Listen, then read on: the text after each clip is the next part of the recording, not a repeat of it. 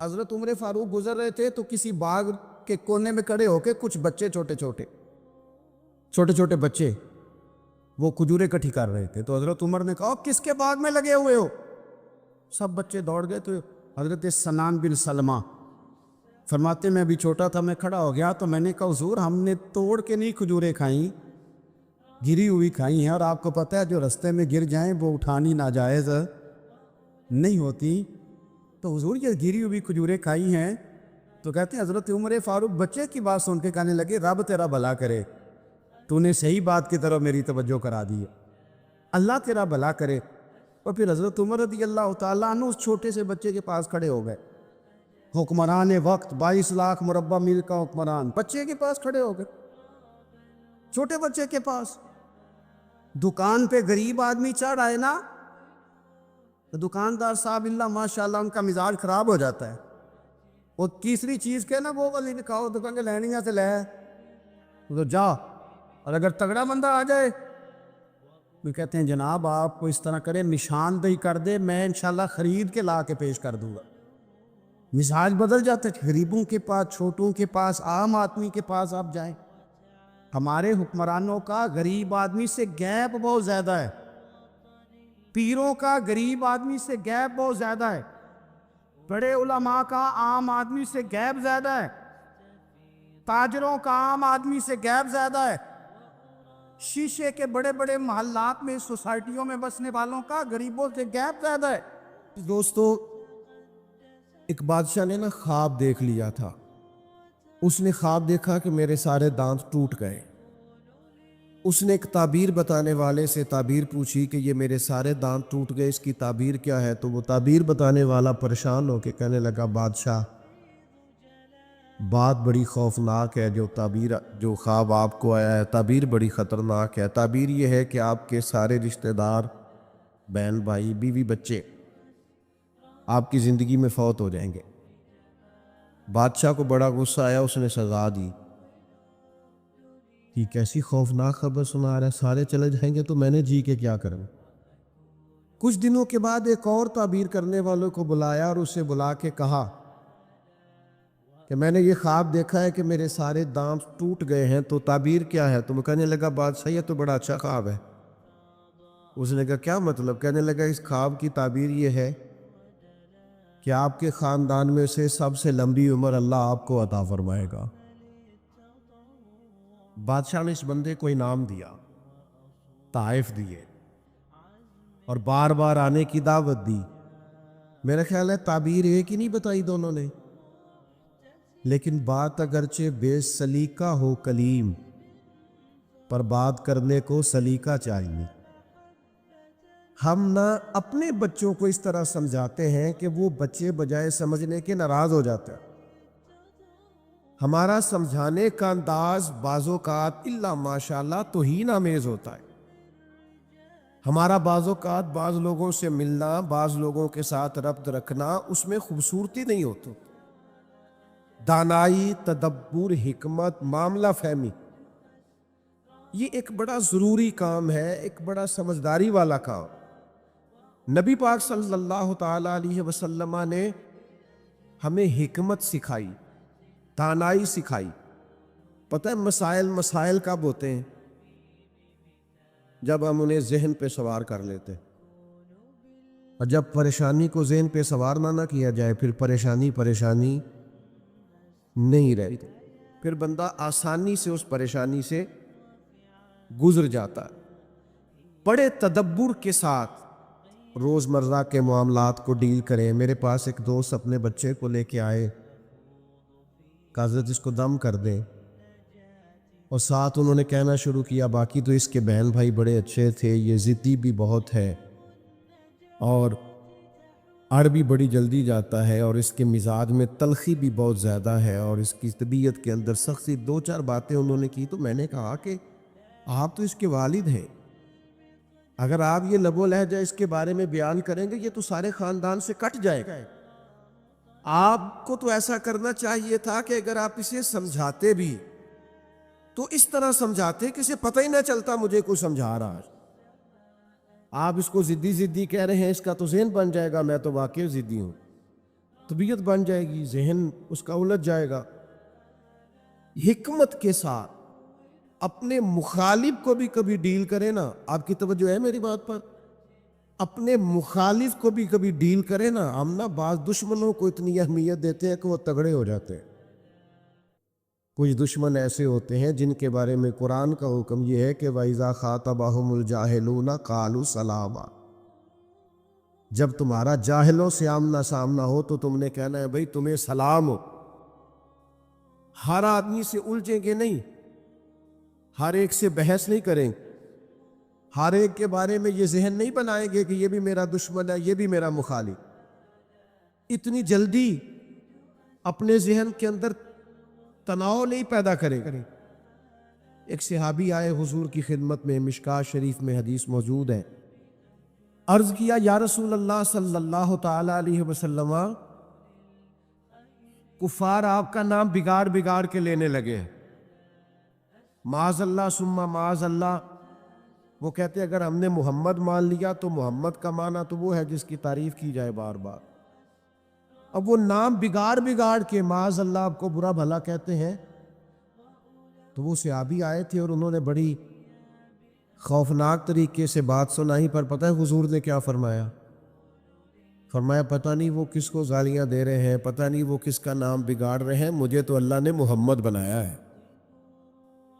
اپنے دشمن کو بھی آپ حکمت سے ڈیل کریں گے، آپ دیکھیں گے کہ آپ کو اس کو اتنا توانا نہیں کر دینا کہ وہ بعد میں زیادہ بڑا مسئلہ بن جائے۔ تو دھانائی، تدبر، حکمت، معاملہ فہمی، یعنی ایک شخص نے آ کے حضور کی بارگاہ میں عرض کیا میں اس شرط پہ کلمہ پڑھوں گا کہ میں نمازیں 2 پڑھوں گا۔ یہ صرف حضور کا اختیار ہے کہ نبی پاک کسی کو اجازت دے دے، ورنہ کسی اور کا اختیار نہیں ہے۔ میں فقط 2 نمازیں پڑھوں گا، اگر آپ اجازت دیتے ہیں تو میں کلمہ پڑھتا ہوں۔ اللہ کے حبیب نے فرمایا تو آ جا 2 ہی پڑھ لینا۔ شارحین حدیث نے لکھا ہے اس نے 2 نمازوں کی شرط پہ کلمہ پڑھا تھا، پھر وہ تہجد بھی پڑھا کرتا تھا۔ ہمارے ہاں نا لوگوں کو موقع ہی نہیں دیا جاتا مسجد آنے کا۔ یہ کبھی کبھی کچے نمازی آتے ہیں نا رمضان شریف میں، تو پکے نمازی انہیں گھورتے ہیں، کہتے ہیں تسی آ گئے ہو فصلی بٹیرے، اور بھئی ان بچوں کو آ تو لینے دو، اور دعا کرو یا اللہ مسجد آ گیا ہے اب مہربانی فرما، اس پہ رحمت کر، اسے پکا نمازی بنا۔ لیکن وہ دھانائی، وہ خاص حکمت، وہ معاملہ فہمی، وہ حسن جو نبی پاک علیہ السلام نے ہمیں دیا ہے، ہمیں اس معاملہ فہمی کو سمجھنا چاہیے، ہمیں موقع دینا چاہیے۔ دیکھیے جب صلح حدیبیہ ہوئی نا تو بعض شرائط ایسی تھی جو بڑی مشکل تھی صحابہ کے لیے ماننا۔ مثلا ایک شرط یہ تھی صلح حدیبیہ جب حضور نے کفار مکہ کے ساتھ صلح کی تو اس میں ایک شرط یہ تھی کہ اگر کوئی مسلمان مکے سے مدینے آئے گا اپنے آقا کی اجازت کے بغیر تو مدینے میں اسے رکھا نہیں جائے گا، واپس کیا جائے۔ لیکن اگر کوئی مدینے سے مکہ جائے گا تو مکے والے واپس نہیں کریں گے، یعنی ہم بندہ واپس کریں گے، وہ واپس وہ وہاں بندہ رکھ سکتے ہیں، لیکن ہمارا اپنا بھی آئے تو ہم اسے پناہ نہیں دیں گے۔ اب یہ شرط بڑی عجیب تھی کہ حضرت عمر رضی اللہ تعالیٰ عنہ پریشان ہو گئے، بخاری شریف میں موجود ہے، اور جا کے عرض کی یا رسول اللہ صلی اللہ تعالیٰ علیہ وسلم آپ بھی سچے ہیں، قرآن بھی سچا ہے، اسلام بھی سچا ہے، پھر ہم دب کے صلح کیوں کریں؟ تو نبی کریم نے فرمایا عمر میں اللہ کا رسول ہوں، میں وہی کہتا ہوں جو میرا رب حکم ارشاد فرماتا۔ فرماتے میں جناب صدیق اکبر کے پاس بھی گیا کہ یہ عجیب بات ہے کہ وہ بندہ واپس نہیں کریں گے، ہمیں واپس کرنا پڑے گا، تو یہ ہم دب کے صلح کیوں کریں جب قرآن سچا، اسلام سچا، نبی کریم سچے؟ تو حضرت ابو بکر صدیق کے ایمان پہ قربان جائے، انہوں نے بھی وہی لفظ دہرائے، کہنے لگے عمر وہ اللہ کے رسول ہیں، وہ جو بات بھی کرتے ہیں رب کریم کے حکم سے کرتے، لہذا انہوں نے جو کر دیا ٹھیک ہے۔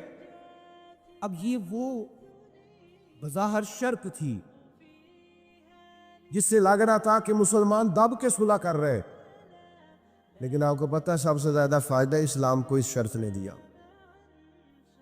وہ جو مجاہدین اسلام مکہ مکرمہ سے ہجرت کر کے مدینہ طیبہ آتے، انہیں پتہ تھا کہ حضور علیہ السلام ہمیں نہیں رکھیں گے.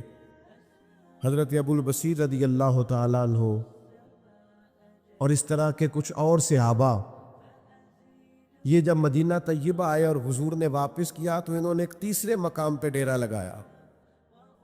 وہاں سارے مجاہدین آہستہ آہستہ اکٹھے ہونے لگے. اس کا نتیجہ یہ نکلا کہ کافر جب بھی وہاں سے گزرتے انہیں تکلیف کا سامنا کرنا پڑتا، تو جس شرط پر وہ بڑے ڈٹے ہوئے تھے نا کہ ہم نے منوا لیا ہے، سب سے پہلے کفار مکہ اکٹھے ہو کے آئے کہ مہربانی کرے اس شرط کو تو ختم کرے.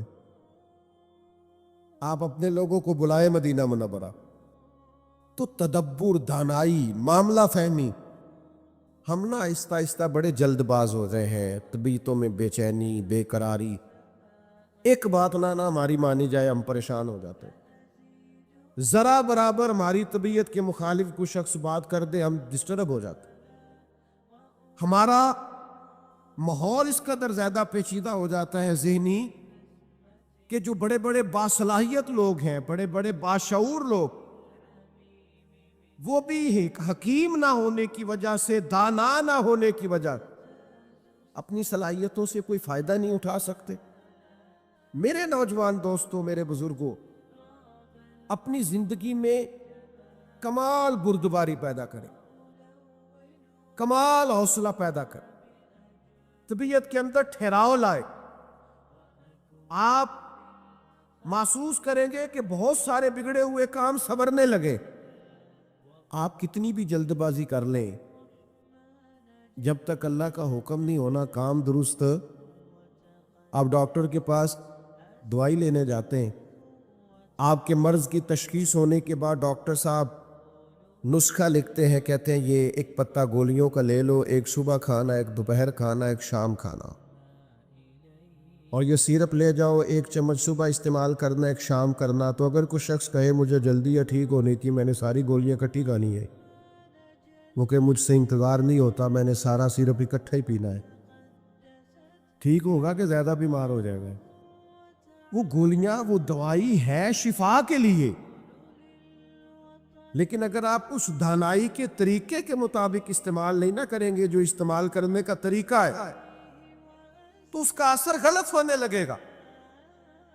ہمارے مزاج کا جو الجھاؤ ہوتا ہے اور طبیعت کی جو جلد بازی ہوتی ہے، اور یہ جو بار بار جن لوگوں کو غصہ آتا ہے اور جو بار بار جبر میں آ جاتے، بار بار ٹھنڈے ہو جاتے، تانے شانے کبھی مل جائے تو سن لینے چاہیے، کیا حرج ہے؟ تانوں کا بھی تو مزہ ہے نا، یہ مزہ لیں، یہ سرور حاصل کریں. میں کالج میں پڑھتا تھا تو جو میرا دوست سب سے زیادہ مجھے تنگ کرتا تھا نا، مولوی کہہ سب سے زیادہ. پھر ایک دن اسی کا مجھے فون آیا کہ یار کدھرے مل تیرے نہ تصویر کھچانی ہے، انج بھی سجن واہ واہ تے انج بھی سجن واہ واہ. ایک دوست مجھے کہنے لگے میں نے میلاد کی جھنڈیاں اور لائٹیں لگائی ہیں تو مجھے دو بندے بڑے تانے دیتے ہیں. میں کہ بس دو، یعنی حضور کے نام پہ تانا کھانا اور دو سے ہی پریشان ہو گیا. یہ 200 بھی ہو تو اس کا مزہ لینا چاہیے. جے کر یار دے نام دا ملے میڑا، انہوں چولی پا لئیے پنجے سوتیے نا، تو جے کر یار دے نام دی ملے سولی، پھر چوٹا چوٹ لئیے پیشاں ہٹیے نا. اگر کبھی یہ تانا ملتا ہے تو اس کا مزہ لیں. آپ اس خوبصورتی کو انجوائے کریں. لیکن آپ پریشان ہو گئے ہو فلانے نے دو باتیں کر دی تو اچھا کیا نہ کر دی، اچھا کیا نہ کر دی، آپ کو سنبھلنے کا موقع ملے گا. وہ جی سارے میرا ساتھ چھوڑ گئے تو ٹھیک کیا سب نے. آپ مضبوط ہو جائیں گے جب سارے ساتھ چھوڑ جائیں گے. جب سارے ہٹ جاتے ہیں تو انسان کو سنبھلنے کا موقع ملتا ہے. جب تک ہم دانائی کے ساتھ، حکمت کے ساتھ معاملات کو نہیں لے کے چلیں گے، آپ اپنے بچوں کی پرورش کریں تو وہ طریقہ جو حضور نے ہمیں حکمت سکھائی، آپ اپنے بزرگوں کی خدمت کریں تو وہ طریقہ جو نبی پاک نے ہمیں سکھایا، آپ رشتہ داروں کے ساتھ لین دین کریں، معاملہ کریں، تجارت کریں تو وہ طریقہ اختیار کریں جو حضور نے ہمیں سکھایا. آپ اپنی طبیعت کے اندر ایک عجیب سا سکون محسوس کریں، فیصلے اس طرح کے کریں کہ تھوڑا سوچ سمجھ کر، جذباتی فیصلے کبھی نہ کریں۔ میں محبوب ان سے فرما دے اگر رب سے محبت کرنا چاہتے ہیں تو آپ کی غلامی کریں، ملے گا کیا؟ اللہ خود ان سے محبت فرمائے گا، خود ان سے محبت۔ صحابہ کرام کے اندر نا حضور سے پیار کا جذبہ بھی والہانہ تھا، والہانہ۔ نبی کریم، وہ آج کل کچھ لوگوں کو یہ بھی غلط فہمی ہوتی ہے نا جی، مروج دکھائیں، اس کا حکم ہے، حکم ہے، یہ بھائی نہیں، آپ یہ بتائیں تو میں کہتا ہوں حضور نے حکم دیا تھا کسی صحابی کو کہ میں کلی کروں تو میرے منہ سے نکلا پانی چہرے پہ مل لینا؟ حکمن کہا تھا کسی کو کہ میرے ناک سے بلغم نکلے تو چہرے پہ مل لینے؟ کہا تھا، لیکن وہ ملتے تھے کہ نہیں ملتے تھے؟ والہانہ پن تھا، حضور کے ساتھ پیار تھا، والہانہ شوق تھا، لیکن جس طرح پیار والہانہ کرتے تھے نا، والہانہ، اس طرح بات بھی والہانہ ہی مانتے تھے، بات بھی، پیار ہم بھی والہانہ کرتے۔ ہمارے ہاں کہتے ہیں نعرہ لگاؤ، پھر زور سے لگاؤ، پھر دونوں ہاتھ کھڑے کر کے لگاؤ، پھر جناب اس طرح کر کے لگاؤ، یہ ساری باتیں ٹھیک ہیں، یہ والہانہ پن ہے، اچھی بات ہے، لیکن یہ بھی تو بتائیں کہ حضور کی بات بھی والہانہ مانتے ہیں؟ ہمارے ہاں لیت و لالا ہے، گنجائش ہے، دیکھ لیں گے، کر لیں گے، شریعت کی رخصت پر عمل ہے، یہاں گنجائش مل گئی تو لے لو، یہاں مل گئی تو لے لو۔ صحابہ تو بات بھی والہانہ مانتے تھے۔ حضور جمعے کا خطبہ دے رہے ہیں، ایک شخص اٹھ کے کھڑے ہو گئے، اللہ کے محبوب نے فرمایا بیٹھ جاؤ۔ ایک صحابی اس کونے میں تھے، ابھی مسجد کے قریب، ان کے کان میں آواز گئی بیٹھ جاؤ، وہ وہیں بیٹھ گئے۔ ایک اس کونے میں تھے، ہمیں واضح احکامات دین کے مل جائیں تو اس میں بھی گنجائش ڈھونڈتے، اس کونے میں تھے، کانوں میں آواز گئی بیٹھ جاؤ تو وہ وہیں بیٹھ گئے۔ اس کونے میں تھے، ایک ان کے کان میں آواز گئی وہیں بیٹھ گئے۔ اللہ کرے کہ آپ موبائل تھوڑے کم چلائیں اور میری بات زیادہ سنیں، دعا کیے آمین تو کہہ دیں نا، چلو دعا میں تو شامل ہو جائیں نا، اللہ تعالیٰ دعائیں تو کرنی چاہیے نا، اللہ قبول فرماتا ہے اپنے بندوں کی دعا۔ دوست، واضح حکم ملنے کے باوجود بھی لوگ، واضح احکامات کے باوجود بھی اس میں لوگ گفتگو کرتے ہیں، کل پرسوں ترسوں کا نام لیتے ہیں۔ حضور نے مطلق کا نام نہیں لیا، جس کے کان میں آواز گئی وہیں بیٹھ گیا۔ یہ وہ نظارے ہیں جو زمین نے دیکھے ہیں، آسمان نے دیکھے ہیں۔ اتنی وارفتگی حکم ماننے میں، اتنی وارفتگی، بیٹھ گئے۔ تکمیل جمعہ پر محبوب نے فرمایا آپ کہاں تھے؟ یا رسول اللہ صلی اللہ تعالی علیہ وسلم، وہ آپ کا حکم آیا تو میں اسی کونے میں بیٹھ گیا تھا۔ آپ کہاں تھے؟ حضور حکم ملا تو اس کونے میں بیٹھ گیا۔ آپ کہاں تھے؟ حضور حکم ملا تو میں اس کونے میں بیٹھ گیا۔ تو کریم فرمانے لگے نہ آپ سے کہا تھا، نہ آپ سے کہا تھا، نہ آپ سے کہا تھا، میں نے تو ان سے کہا تھا۔ کہ یا رسول اللہ آپ نے نام تو نہیں نہ لیا، سانو تے قید سجن دا گہنا ہے، او جینج رکھے اونج رہنا ہے۔ یا رسول اللہ آپ نے نام نہیں نہ لیا، حکم مل گیا بیٹھ جاؤ تو لہٰذا بیٹھ جاؤ۔ بات ماننا ہمارے ہاں نا آج کل پیری مریدی بھی اسی کا نام ہے، نذرانہ بھی وقت پہ دو، دعوت بھی مرید کرتے ہیں، جتنی مرضی آپ کو روز کہو تو روز کھانا کھلاتے ہیں۔ آپ ان سے کہو کہ جناب میں آ رہا ہوں تو وہ تیار ہیں، پھول بھی لے کے کھڑے ہیں، لیکن اگر ان سے کہو بات مانو پھر وہ کہیں تسی دعا کرو، ہے نا جی، نماز پڑھا کرو کہتے دعا کرو۔ کمال ہو گئی ہے بھائی، آپ باقی سارے معاملات کے لیے آپ پورے تیار ہیں، اور یہ جو فرما برداری ہے، یہ جو بات ماننا وہ کس نے ماننی ہے؟ وہ جس پر آپ کے شیخ نے، مرشد نے گھنٹوں تقریریں کی، وہ باتیں کس نے ماننی؟ کسی اور نے؟ کیا مانا ہے اس بات کا؟ کوئی گورکھ دھندا ہے؟ کیا آپ نعرے لگائیں، دعوی محبت کریں، اور جو ان کا اصل کام ہے، دیکھو وفادار وہ ہوتا ہے جو مشن کا ساتھی ہو، جو مشن کا ساتھی نہ ہو وہ ٹھیک ہے۔ پھر میرے ایک سنگی ہیں، مجھے ایک دن بڑی محبت سے کہنے لگے کہ جناب کھانا نہیں کھاتے آپ ہمارے گھر، کھانا ضرور کھائیں، ایک دن ضرور آ جائیں۔ میں انہوں آکھے یار تو آنا میرے نال رل کے 4 دن کو دین دا کام کرا. کہنے لگا نہیں وہ ٹھیک ہے کھانا. میں کہ کھانا تو یار ہر ہوٹل تو لب جاندہ ہے, وہ تو چلو اللہ توفیق دیتا ہے, کوئی زیادہ اچھا کھا لیتا ہے, کوئی تھوڑا سادہ کھا لیتا ہے. روٹی تو جس کو اللہ تعالیٰ نے سے دیا اسے روٹی مشن حسن ہے, ڈیوٹیاں ذمہ داریاں اصل ہیں. اور کھانے یہاں کوئی من پسند کھانے دنیا میں آئے ہم, من پسند چیزیں تو جنت میں ملیں گی اور وہ ملیں گی اور مزہ آئے گا. ہمارے بزرگ تو فرمایا کرتے تھے زمین کے اوپر کام, نیچے جا کے آرام. یہاں کوئی کام کریں, کوئی ڈیوٹی کریں, کسی ذمہ داری کا اظہار کریں, کوئی خدمت سر انجام دیں, وہ خاص سطحی چیزیں اس سے باہر نکلیں. نبی کریم کی بات مانے والہانہ انداز میں, والہانہ.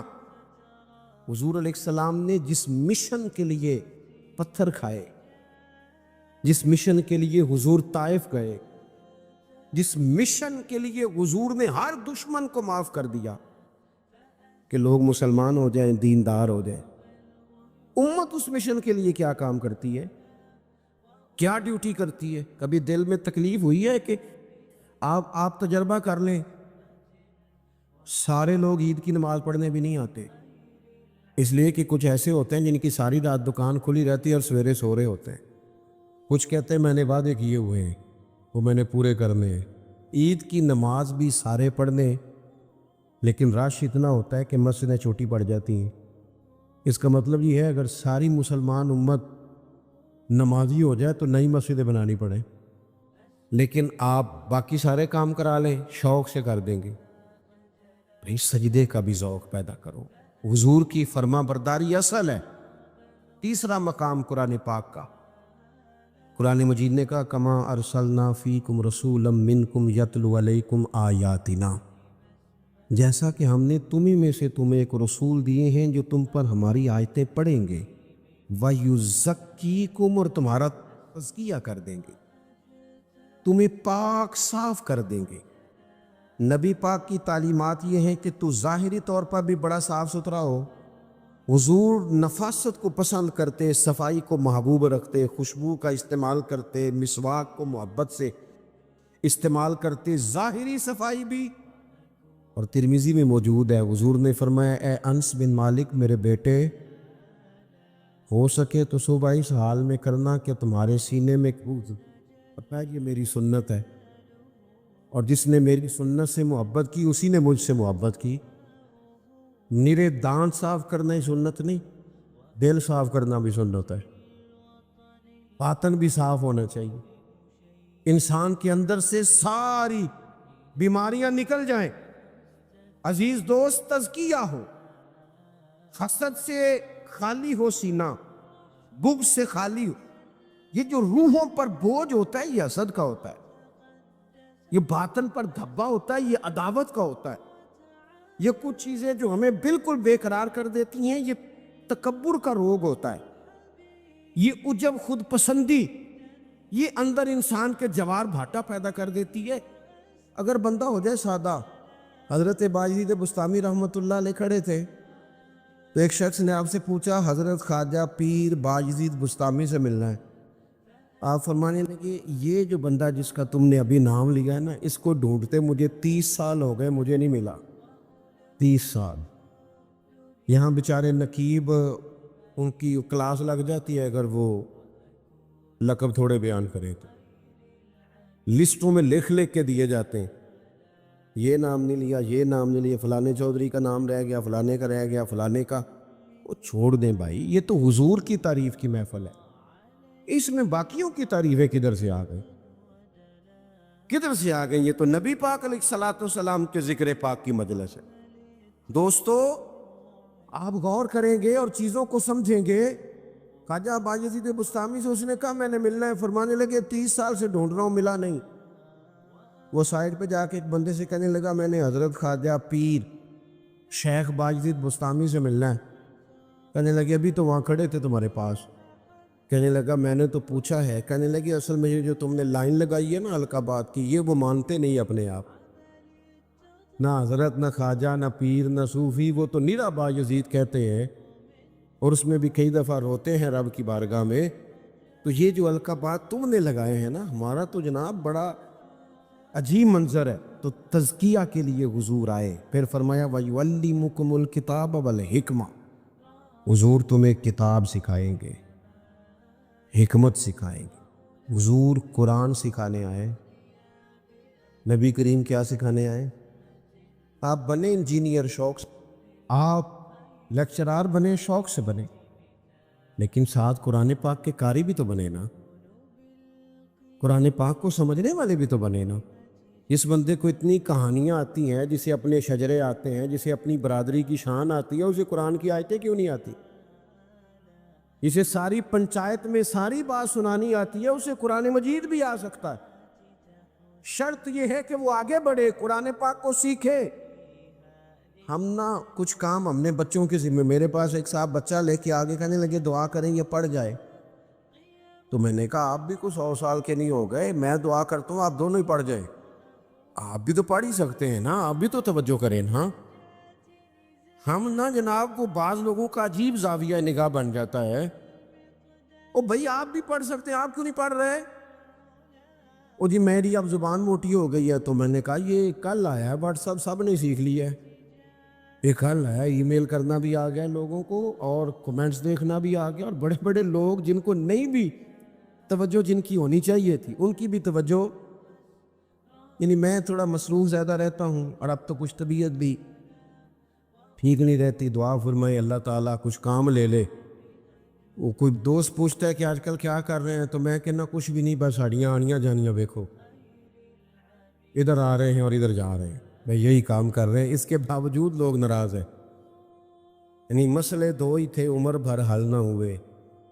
ایک نیند پوری نہ ہوئی اور دوسرا خواب مکمل نہ ہوئے. سوچتے ہی رہتے ہیں کبھی 6 گھنٹے اکٹھے ملے تو سوئیں گے، لیکن کوئی کام خاص جس طرح کرنا چاہیے مرتب کر کے وہ ہم سے ہوتا نہیں. اللہ توفیق دے تو ہو جائے.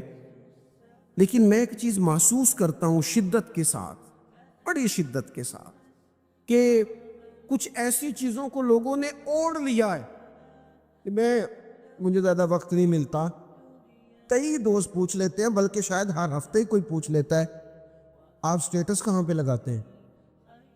میں کہ یار میں نے لانا نہیں ہوتا.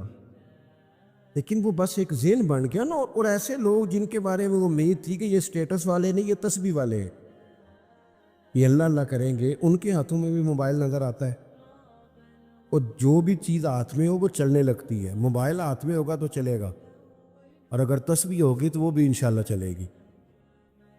چلیں اس کی بھی ضرورت ہے، کہیں تو چلائیں، لیکن باقی تسبیح بھی تو لینا ہاتھ میں، کچھ وقت اسے بھی تو دینا.